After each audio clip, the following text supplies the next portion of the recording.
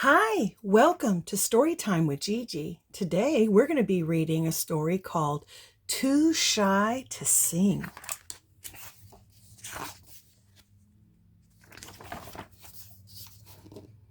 Our story is written by Lisa Regan.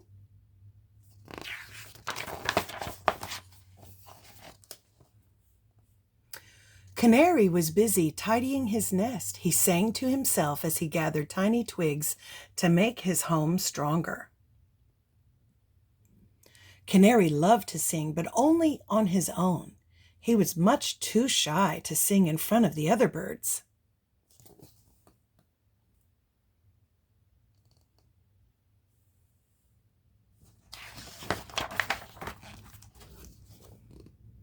Canary heard a rustle in the bushes and froze. Had someone heard his song? "Is anybody there?" he called. But it was only the wind in the branches. Canary relaxed and started to sing his beautiful tune once more.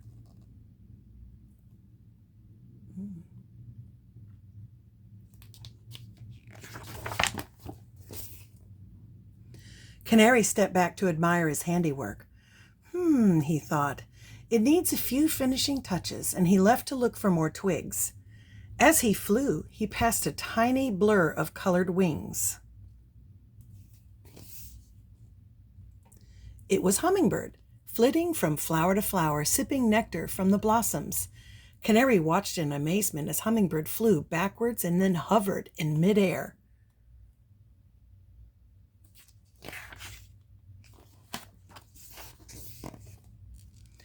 "Oh, hello," called Hummingbird. "What are you doing?"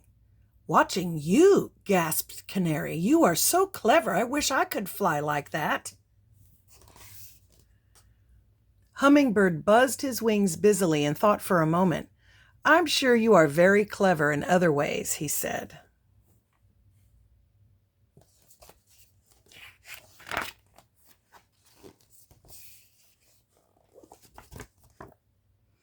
On and on flew Canary until he saw a flash below him.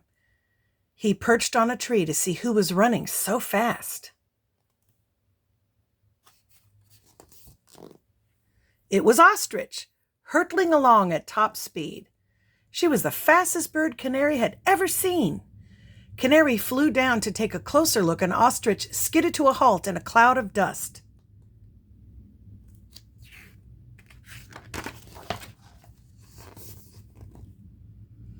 "Oh, hello," said Ostrich. "What are you doing?" "Watching you," gasped Canary. "You're so speedy. I wish I could run like that." Ostrich tipped her head to one side. "But you don't need to run fast. I bet there is something that makes you unique, too." But Canary didn't think he was unique at all.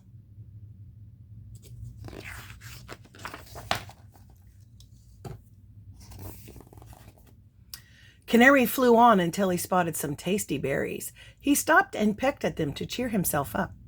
Suddenly he heard footsteps and watched as Peacock strutted out from beneath a bush.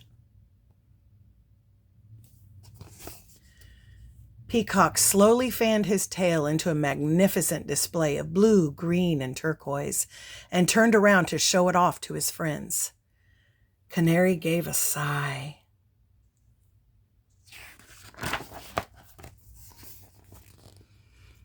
"Oh, hello," Peacock called. "Why do you look so sad?" Canary flew down to land next to Peacock. "I was just looking at your tail," he gasped. "You are so beautiful. I wish I could look like that." Peacock folded his tail onto the ground behind him. "My tail is only for showing off," he said. "I'm sure you have something that all the birds admire." But Canary didn't think he did.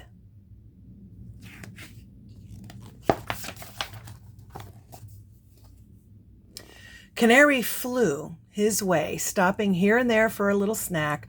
A glint of light caught his eye. Bowerbird was busy putting the finishing touches to his nest. "Nearly done," huffed Bowerbird to himself. "I have stones and sticks, feathers and flowers, and some shiny glass to make this nest magnificent." He looked up and saw Canary watching. Look at all the things. Is that a Lego? He's got a Lego in his mouth. Ribbon, a straw, paintbrush. Look at all that. A wrapper. "Oh, hello," he called to Canary. "What are you doing?" "Watching you," gasped Canary. "You're so talented. I wish I could make a nest like that." Bowerbird moved a stone a little bit to the left. "It's what I'm good at," he said, "but everybody is good at something. I'm sure you're especially good at something, too." But Canary just shook his head.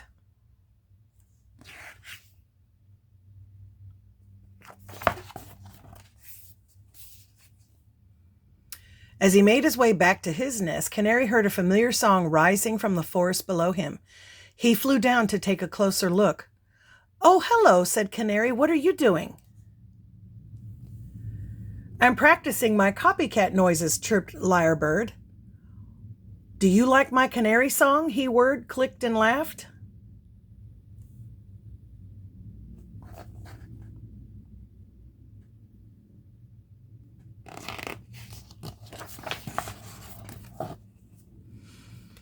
Canary looked puzzled and asked, "Was that you singing so loudly? I've never heard anyone sing so proudly before."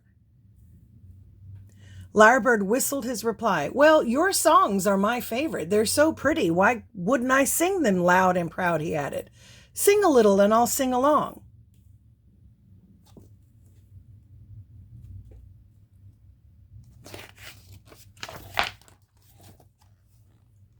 Canary hesitated. He was too shy to sing.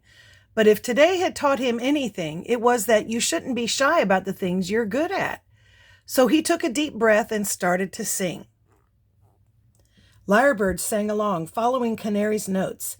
Canary felt his shyness slipping away as they sang together, louder and louder.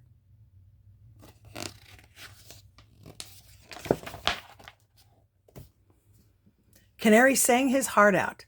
The tune warbled, rippled, and floated beautifully through the trees for everyone to hear. When he stopped, Canary could hear cheering and whooping. Lyrebird had stopped singing to listen, so Canary had been singing all by himself.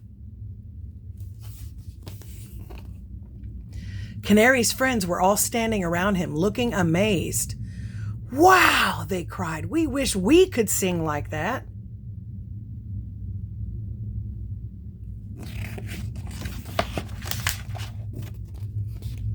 Canary puffed out his chest with joy.